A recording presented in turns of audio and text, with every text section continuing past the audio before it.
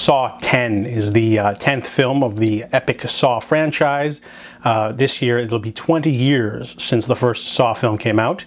This one is a prequel film taking place between Saw 1 and Saw 2. So this one follows John Kramer.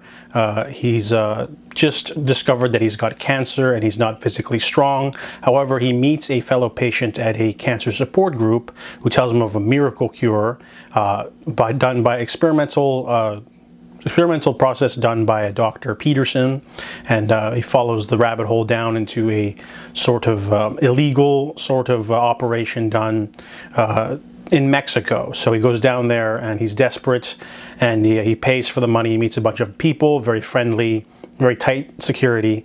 However, when he finds out that they scammed him, John Kramer decides to bring his unique brand of justice to the people who wronged him.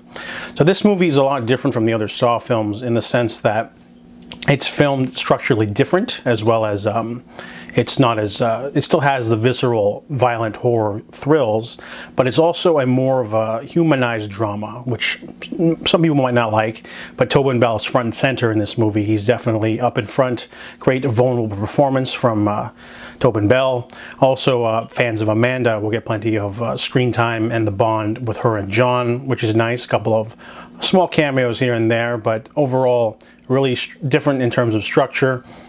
Most of the time we focus on the victims in their trap and their sort of their test, and then using flashbacks you'll find out what they did to piss off Jigsaw or whoever.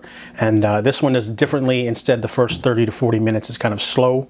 We're sort of developing the scam of sorts, and then, you know, the second half is all gory horror stuff that we come to see.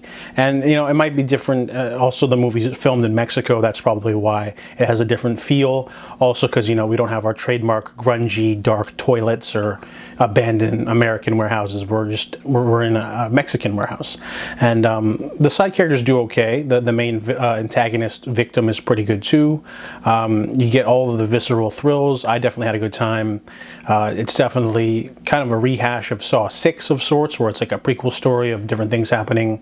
But overall, it's a really strong entry in the series, and I hope it continues. I give Saw 10 a 7 out of 10.